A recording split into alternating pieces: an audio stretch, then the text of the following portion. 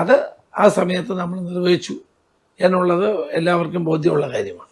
പിന്നെ തെരഞ്ഞെടുപ്പിൽ പ്രതിഫലിക്കാത്ത വേറെ ചില കാര്യങ്ങളാണ്. അത് കോവിഡായിരുന്നു നമ്മുടെ ആൾ. പിന്നെ കോവിഡിൻ്റെ കുറേ ആനുകൂല്യങ്ങൾ ജനങ്ങൾക്ക് കിട്ടി. ഇതൊക്കെ കുറച്ച് ഒരു പ്രധാനപ്പെട്ട ഘടകങ്ങളായിരുന്നു.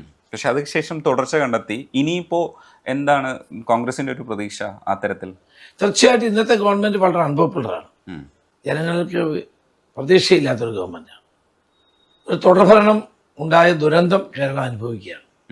സാമ്പത്തിക തകർച്ച, പുതിയ പദ്ധതികളില്ലായ്മ, ഉള്ള പദ്ധതികൾ തന്നെ നടപ്പാക്കാത്തത്, അഴിമതി, സ്വജനപക്ഷപാതം, പിന്നെ അതോടൊപ്പം തന്നെ കേരളത്തിൽ ഒരിക്കലും ഉണ്ടാകാത്തതിനുള്ള സാമ്പത്തിക തകർച്ച, ജോലി ചെയ്താൽ പോലും ആളുകൾക്ക് ശമ്പളം കൊടുക്കാൻ കഴിയാത്ത അവസ്ഥ, ഇതെല്ലാം കൂടി കണക്കിലെടുത്തുകൊണ്ട് തുടർഭരണം ഒരു തെറ്റായിപ്പോയെന്ന് ജനങ്ങൾ എന്ന് വിശ്വസിക്കുന്നു. അപ്പോൾ അടുത്ത തെരഞ്ഞെടുപ്പിൽ UDF തിരിച്ചു വരും എന്നുള്ളതാണ് ഞങ്ങളുടെ പ്രതീക്ഷ. അത് ശുഭപ്രതീക്ഷ ആവണം. ഈ നിങ്ങൾ രണ്ടുപേരും ആണ് ശരിക്കും ഇതിനകത്ത് രാഷ്ട്രീയ ജീവിതത്തിലും സത്യത്തിൽ പാർട്ട്നേഴ്സ് ഭയങ്കരമായിട്ട് സഹായിക്കുന്ന ആൾക്കാരാവണം. ഇല്ലെങ്കിൽ നമുക്കത് മാനസികമായി മുന്നോട്ട് പോകില്ല.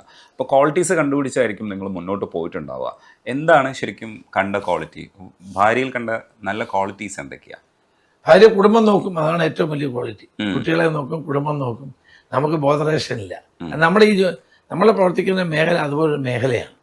കാരണം നമ്മൾ 24/7 ആണ്. അപ്പോൾ അതുകൊണ്ട് പലതിനും നമുക്ക് അതേസമയം എല്ലാ കുട്ടികളെ വളർത്തിയെടുത്തതും കുട്ടികളെ വളർന്നതും കുടുംബം മുന്നോട്ട് കൊണ്ടുവന്നതും ഒക്കെ ഭാര്യയുടെ ക്രെഡിറ്റാണ്. അതിനകത്ത് നമുക്കൊരു പങ്കുമില്ല. അതന്നെ ഏറ്റവും വലിയ കാര്യമല്ലേ. തിരിച്ചെന്തൊക്കെ ക്വാളിറ്റീസാ? സമയം തരുമ്പോൾ ക്വാളിറ്റേറ്റീവ് ആയിട്ടുള്ള സമയം തരുമോ? അപ്പോൾ അത് വെച്ചിട്ടാണോ മാനേജ് ചെയ്തിരുന്നത്? പരാതികളൊക്കെ അല്ല, നമുക്ക് എന്ത് വേണമെങ്കിലും പറയായിരുന്നു. എല്ലാത്തിനും സപ്പോർട്ടും ഉണ്ടായിരുന്നു. വേണമെങ്കിൽ 2 തല്ലും കൊടുക്കായിരുന്നു. തല്ലിയിട്ടൊന്നും ഇല്ലല്ലേ? ഇല്ല ഇല്ല. പക്ഷെ ഞങ്ങളൊന്നും കാണാറില്ല, വല്ലപ്പോഴും മാന്തയൊന്നും ചെയ്യില്ല. അപ്പോ എന്താണ് ചെയ്യുന്നത്? മാന്തലൊക്കെ കിട്ടുമായിരിക്കും അല്ലേ ചെറുതൊക്കെ? പക്ഷെ എങ്കിലും കുറെ ക്വാളിറ്റീസ് നമ്മൾ മനസ്സിലാക്കി വെക്കുമല്ലോ. ഇന്ന കാര്യങ്ങൾ നമ്മൾ ആശ്വസിക്കുന്നുണ്ടാവും. മക്കളെയൊക്കെ എവിടെയാണേലും എന്നും വിളിക്കും. എവിടെയാണേലും എന്നെ വിളിച്ചില്ലെങ്കിൽ അവരെ വിളിക്കും. എല്ലാ കാര്യം സംസാരിക്കുമായിരുന്നു. അപ്പൊ ദേഷ്യം വന്നാലും അവരെയൊക്കെ വിളിച്ച് സംസാരിക്കാനും പറ്റില്ല. അവരെയൊക്കെ വിളിച്ചിട്ടുണ്ട് ഓൾറെഡി. പക്ഷെ എപ്പോഴെങ്കിലും ഒക്കെ തിരികെ വിളിക്കില്ലേ? വിളിച്ചാലും വിളിക്കാറുണ്ട്. ഞങ്ങള് കൂടുതലും ഡൽഹിയിലായിരുന്നു. മക്കളവിടെ പഠിച്ചുകൊണ്ടിരുന്നപ്പോ എനിക്കവിടെ ജോലി ഉണ്ടായിരുന്നു. ഇപ്പൊ VRS എടുത്തു. അന്നേരം എന്നും ചേട്ടൻ നാട്ടിലായിരുന്നല്ലോ, മിക്കവാറും വിളിക്കുമായിരുന്നു.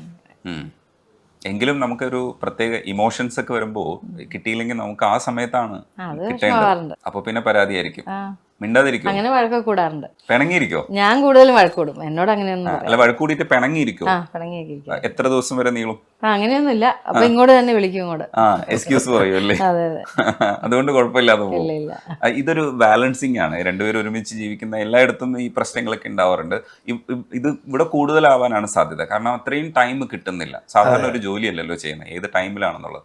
അപ്പം ഇതിന് കുറച്ചുകൂടെ വേറൊരു ക്ഷമ വേണ്ടേ? നമ്മൾ പുറത്ത് കാണിക്കുന്നത് പോലെയല്ല, നമ്മുടെ പരസ്പരം മനസ്സിലാക്കുന്നു എന്നുള്ളതാണ്.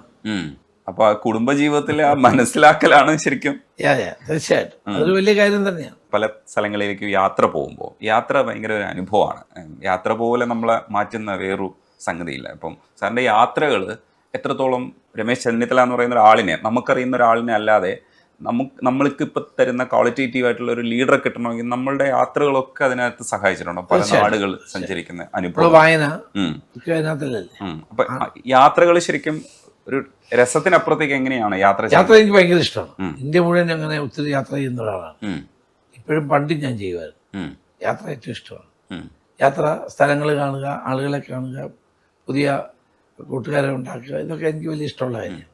ആളുകളോട് ഇന്ററാക്ട് ചെയ്താണോ യാത്ര ചെയ്യണം? അതേ ഭംഗി മാത്രം കണ്ട്? അല്ലല്ല, ആളുകളോട് സംസാരിക്കും. ഞാൻ ട്രെയിനിലൊക്കെ പോകുമ്പോൾ അടുത്തിരിക്കുന്ന ആളോടൊക്കെ വർത്താനമൊക്കെ പറയും, കാര്യങ്ങളൊക്കെ മനസ്സിലാക്കും, ചോദിക്കും, അതൊക്കെ ചെയ്യും. പുറത്ത് വിദേശത്തൊക്കെ എവിടെയൊക്കെ യാത്ര? പോകുന്ന സന്ദർഭങ്ങളിൽ അതൊക്കെ ഉണ്ടാവും. എല്ലാം ചോദിക്കും, മനസ്സിലാക്കും. ഏതൊക്കെ രാജ്യങ്ങളിലൊക്കെയാ? രാജ്യങ്ങളിലൊക്കെ പോയിട്ടുണ്ട്. എങ്കിലും ഏതാണ്ട് കൗണ്ട് ചെയ്തിട്ടുള്ള എത്ര രാജ്യങ്ങളാണ്? ഇങ്ങനെ കൗണ്ട് ചെയ്തിട്ടില്ല. പ്രധാനപ്പെട്ട രാജ്യങ്ങളിലൊക്കെ പോയിട്ടുണ്ട്. ഈ പാർലമെന്റിലിരിക്കുമ്പം നമുക്ക് ആ കാലഘട്ടങ്ങളിൽ വിദേശ രാജ്യങ്ങളിലേക്ക് പോകാൻ ധാരാളം അവസരങ്ങളുണ്ട്. MP ആയിരിക്കുമ്പോഴൊക്കെ. ഇപ്പോഴതൊക്കെ കുറഞ്ഞത്. പണ്ടങ്ങനെ പ്രൈം മിനിസ്റ്റർ പോകുമ്പോൾ കൊണ്ടുപോകും, പ്രധാനമന്ത്രി പോകുമ്പോൾ കൊണ്ടുപോകും, പ്രസിഡന്റ് പോകുമ്പോൾ കൊണ്ടുപോകും, വൈസ് പ്രസിഡന്റ് പോകുമ്പോൾ കൊണ്ടുപോകും. ഇങ്ങനെ ടേൺ അനുസരിച്ച് വരുകയാണ്. പിന്നെ ഞങ്ങൾ ആ കാലത്ത് യുവജന എക്സ്ചേഞ്ച് പ്രോഗ്രാംസ് ഉണ്ടായിരുന്നു. അതൊക്കെ ഒത്തിരി ഇപ്പോഴത് നിന്നത്. USSRന്റെ തകർച്ചയ്ക്ക് ശേഷം അത് ഉണ്ടായിട്ടില്ല. ഈ പാർലമെന്റിൽ ഈ അടുത്ത് ബ്രിട്ടാസും സുരേഷ് ഗോപിയും കൂടെ സംസാരിക്കുന്നതൊക്കെ സോഷ്യൽ മീഡിയയിൽ നിറഞ്ഞിട്ടുണ്ടായിരുന്നു. അപ്പോൾ സുരേഷ് ഗോപി സാറിൻ്റെ ഒരു സ്റ്റൈലൊക്കെ സിനിമയിൽ നിന്ന് വിട്ടുപോയിട്ടില്ല എന്നുള്ള രീതിയിലുള്ള ട്രോളുകളുമൊക്കെ വരുന്നുണ്ടായിരുന്നു. ഇവർ പാർലമെന്ററിയന്മാരാണ്, മറ്റു രാഷ്ട്രീയ പ്രസ്ഥാനങ്ങളിൽ നിന്ന് പോയവരാണ്, അവർ സജസ്റ്റ് ചെയ്തവരാണ്. അപ്പം അവരെയൊക്കെ നോക്കിക്കാണുമ്പോൾ എന്തൊക്കെയാണ് ഇവരെ കുറിച്ചുള്ള അഭിപ്രായം? രണ്ടുപേരും മലയാളത്തിൽ പറയേണ്ടായിരുന്നു എന്നുള്ളതാണ്. വേറെ ആർക്കും മനസ്സിലായിട്ടില്ലത്. സൈമൾട്ടേനിയസ് ട്രാൻസ്ലേഷൻ പോലും സമയം അല്ലെങ്കിൽ നേരത്തെ പറയണോ അത്? അല്ലെ അവർക്ക് മറ്റുള്ള അനുമതി വാങ്ങിയിരുന്നു, മലയാളത്തിൽ പറയാമെന്നുള്ള അനുമതി ഉണ്ടായിരുന്നു. അനുമതിയല്ല, നമ്മൾ എഴുതി കൊടുക്കണം ആ സമയത്തെ. ഞാൻ മലയാളത്തെ പ്രസംഗിക്കുന്നത്, എന്നാൽ മാത്രമേ ആ ഇന്റർപ്രറ്റർ വരുന്ന അവിടെ ഇരിക്കത്തുള്ളൂ. ഇവരിപ്പോൾ ഇംഗ്ലീഷ് പ്രസംഗിച്ചുകൊണ്ട് പെട്ടെന്ന് മലയാളത്തിലേക്ക് പോയപ്പം അത് ഇന്റർപ്രറ്റ് ചെയ്യാൻ ആളുണ്ടാവില്ല, മറ്റുള്ളവർക്ക് മനസ്സിലായിട്ടില്ല. അവർ രണ്ടുപേരും ഇംഗ്ലീഷ് പറയേണ്ടതായിരുന്നു, അല്ലെങ്കിൽ ഹിന്ദി പറയേണ്ടതായിരുന്നു. തമാശയായിട്ട് പറഞ്ഞത് മനസ്സിലായി.